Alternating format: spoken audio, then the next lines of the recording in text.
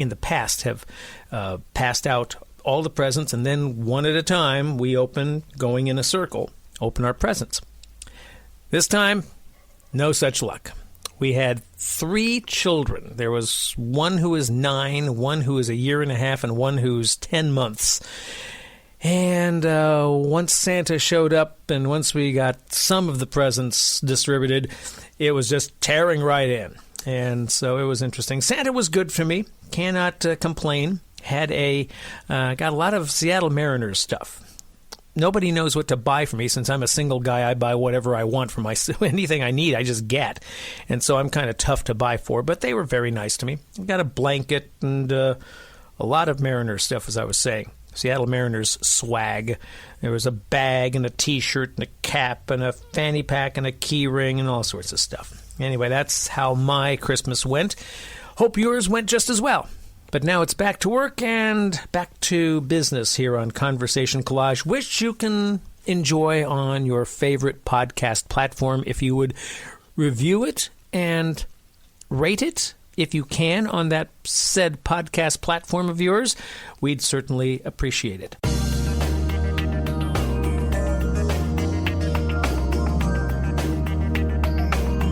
2019 marked the 50th anniversary of Monty Python's Flying Circus, broadcast by the BBC between 1969 and 1974. It really was a watershed in not only British comedy, but comedy in general. Talk about something completely different. That's what Monty Python was, a brand of surrealistic, stream-of-consciousness comedy, and it pushed the boundaries, the traditional boundaries of format, style, and content. And in celebration of the 50th anniversary of Monty Python, there is a revised and updated edition available now of Monty Python Speaks, the complete oral history of Monty Python as told by the founding members and a few of their many friends and collaborators. And the person behind all of this is a guy named David Morgan. And when the new edition of Monty Python Speaks came out earlier this year, we caught up with him. Hello, Mr. Morgan. How are you, sir? Okay. Thanks for having me on. My pleasure. Are you in New York today? Yes, I am. I take it that's home base for you. Yes. Good deal.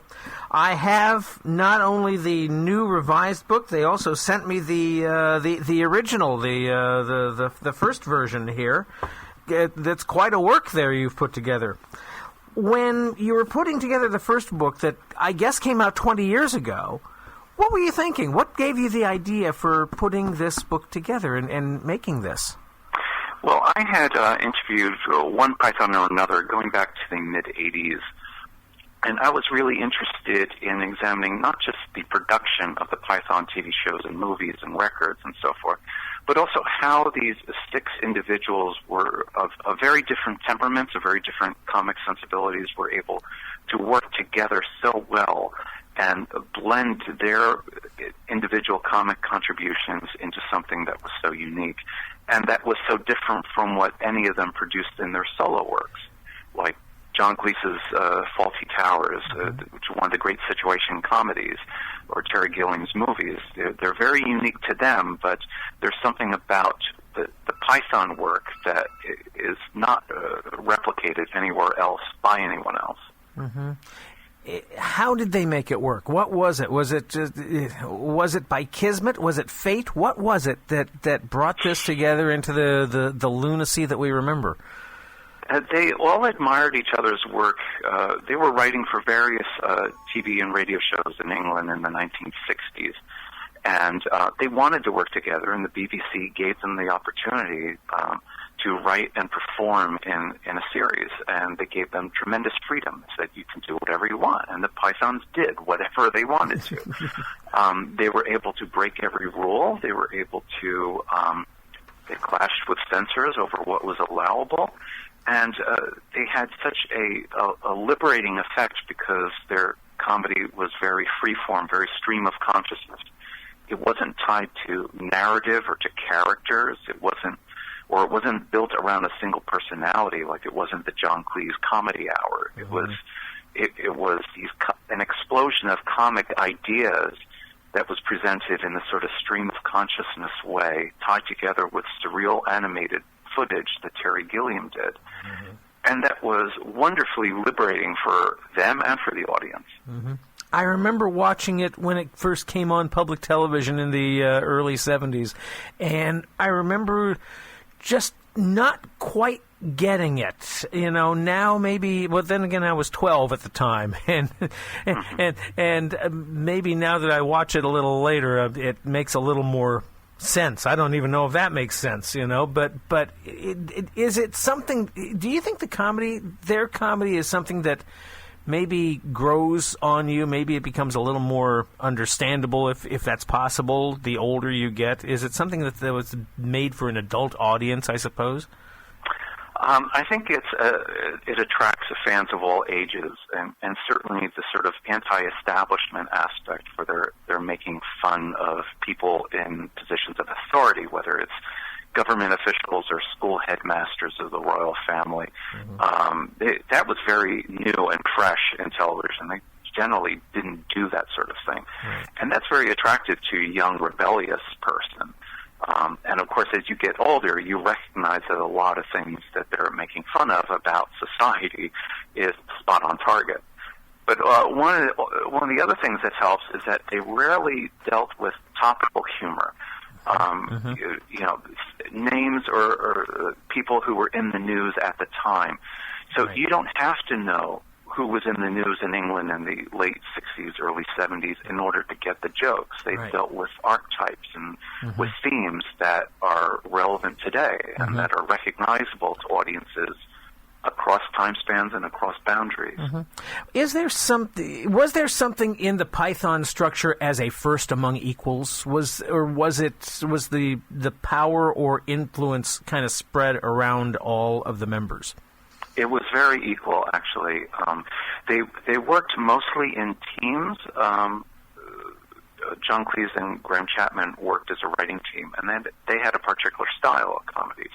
And then Michael Palin, now Sir Michael Palin, and Terry Jones worked as a writing team. Mm-hmm. And then Eric Idle would be writing on his own, and Terry Gilliam would be doing his animated bits on his own. And they would get together, and they would coalesce each of the ideas that they brought into the shows or into the films. And so they were able to bounce ideas off of each other.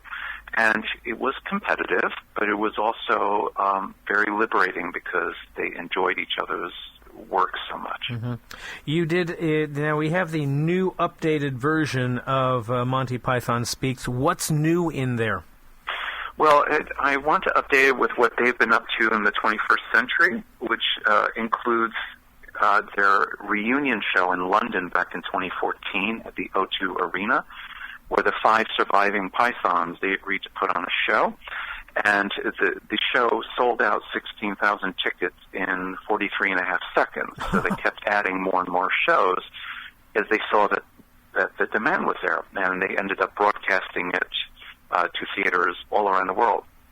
So I think they were even amazed that all these years on, there's still such a passionate fan base for them globally for their work. I don't think they ever really appreciated just how deep that was and how it's gone from one generation to the next.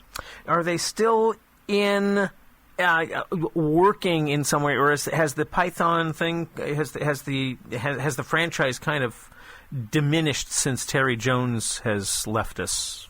Are they still in working? And is there still a... Yeah, well, Terry Jones left us in a fashion that he has recently been diagnosed with frontotemporal dementia, right, which has robbed him of his ability to speak, which is particularly tragic in his case because he was such an uninhibited performer and writer.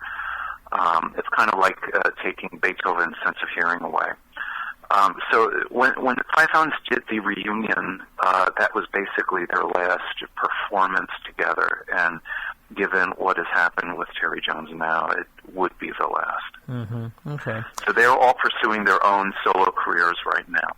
Right.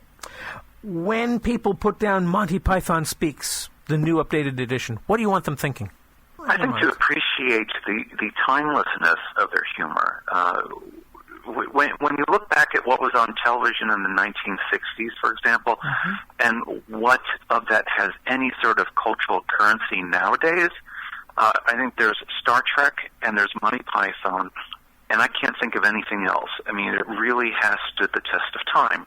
And it's partly because it wasn't topical, but it's also because it had this daring freshness to it that still attracts audiences. And of course, now with Netflix, all of the Python shows and movies are now available for streaming on Netflix, so you can binge watch them to your heart's content.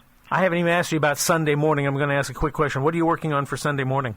I do all the online material for Sunday morning, which is a real treat because I get to work with all the producers and editors there on all their stories. And I would say that Sunday morning is probably the best show on television except for Monty Python. I wouldn't disagree with you. I'll tell you that much right now. The book is out. It's out by Day Street Publishing. Is there a website that goes with this, or where should people find out more? Well, you can also look at my website, which is wideanglecloseup.com, which has a lot of my interviews and information on the books. You can also look on the Python's official website, which is montypython.com. David Morgan, this has been a pleasure speaking with you. I hope we can do it again sometime, and I thank you for a few minutes out. Marvelous stuff. Thank you very much. Take care, sir. Bye now. Bye-bye. David Morgan not only is a Python fan, but he is a senior producer for CBSNews.com and also for Sunday Morning on CBS, as we talked about. He has written about film production and media issues for the Los Angeles Times, Newsday, Sight and Sound, The Hollywood Reporter, Empire, The Independent, Cinefex, Flicks, and a number of other outlets. He once worked for ABC News and the Environmental Defense Fund, and we caught up with him in New York City.